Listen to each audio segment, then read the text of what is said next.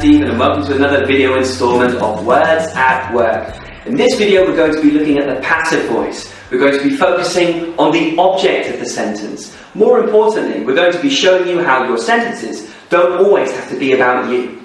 Okay, let's get started.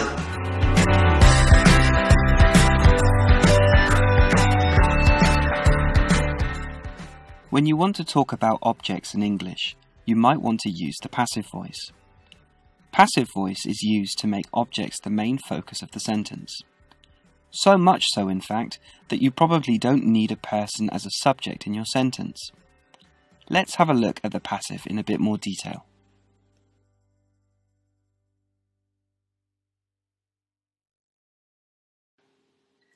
Look at these two sentences.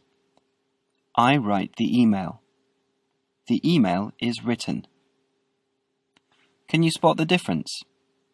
The first sentence is what we call in English an active sentence. It has a person, I, doing something, write, to an object, email. The second sentence is an example of passive. There's an object, the email, a verb, written, and no person at all. But why use the passive voice? Well, maybe your sentence doesn't have a person doing it. For example, the computer was updated. This happened automatically. Maybe you don't know who the person in the sentence is, like this example. The bike was stolen, and we don't know who stole it. Or maybe you just want to be more polite. A mistake was made. Here, for example, maybe you don't want to say who made the mistake. There are lots of different reasons why you will need or choose to use passive voice. But how do we form it? Well, here are some pointers. First, the object becomes the subject of a passive sentence. That means you need to put it at the start of the sentence. It is the most important point in the sentence and everything is built around it. To change a sentence into passive voice, you need to use an auxiliary.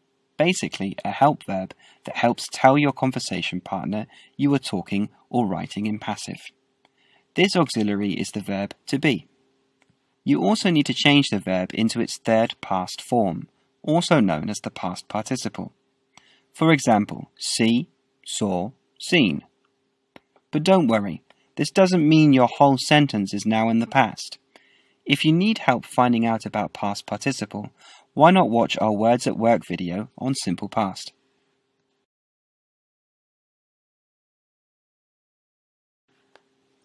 Any people or subjects in your passive sentence can either be dropped or added to the end using the preposition by. You need to decide if it is important to your sentence to say who did it or not. For example, the computer was updated by Dave. Maybe Dave isn't so important to the sentence and can be dropped. No offence, Dave. This painting was painted by Monet. The painter of a picture is maybe more important and can be left in the sentence using the preposition by. When we talk about using passive, we talk about the passive voice. Simply said, a particular way of talking or writing. This voice can be used in different tenses. That means a passive sentence can be in the past, present, or even future. Have a look at these examples. The email was written. The email is written. The email will be written.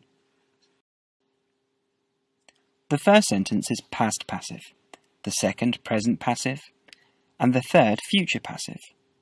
Did you notice how we changed the time or tense of a passive sentence? That's right, by changing the auxiliary to be. For more information on how to change the form or conjugate the verb to be, check out the Words at Work video tutorial on the verb to be. There are also a lot more tenses that you can use in passive voice. The computer is being updated. This tells us about a process in passive voice happening now.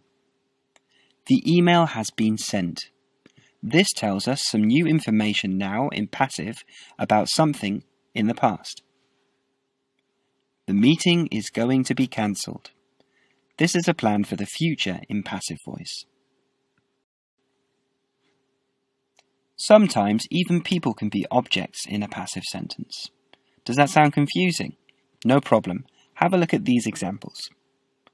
I was informed about the change. That means someone informed me. He was fired. That means someone fired him. Jim was sent to China on business. Someone sent Jim to China on business. It is more typical, however, to talk about objects or things in passive voice and people in active voice. To negate a passive sentence, or make it negative, simply add the word not to the to be part of the passive sentence, like this.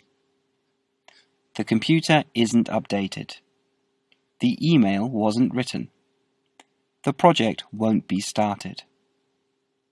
You probably noticed that the will be changes to won't be when negated. To make a question in passive voice, simply start your question with the to be part, like this. Is the computer updated? Was the email written? Will the project be started? Here again, one tricky thing you might have seen in future passive sentences is that the will be part is split and you need to put the object in the middle. Okay, so let's round up what we have learned about passive. Passive is a voice that can be used in lots of different times or tenses. The main focus of a passive sentence is usually an object, which is put at the beginning of the sentence.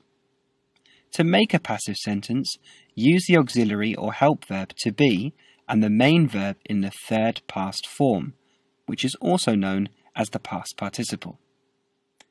Change the to be part of the passive sentence to tell your conversation partner when your passive sentence took, takes, or will take place. Why not have a go changing these active sentences into passive voice? I print the documents. Sally opened the window. They closed the shop. John will send the email. And now a tricky one to finish with.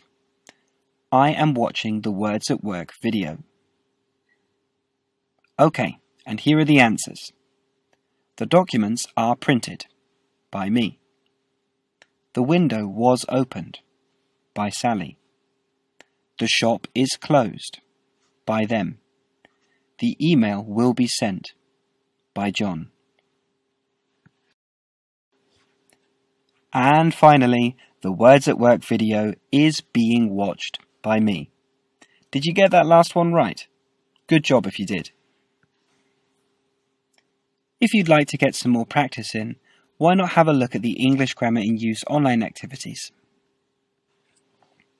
Okay, that's it for this tutorial. Feel free to rewind, replay and repeat as much as you want to.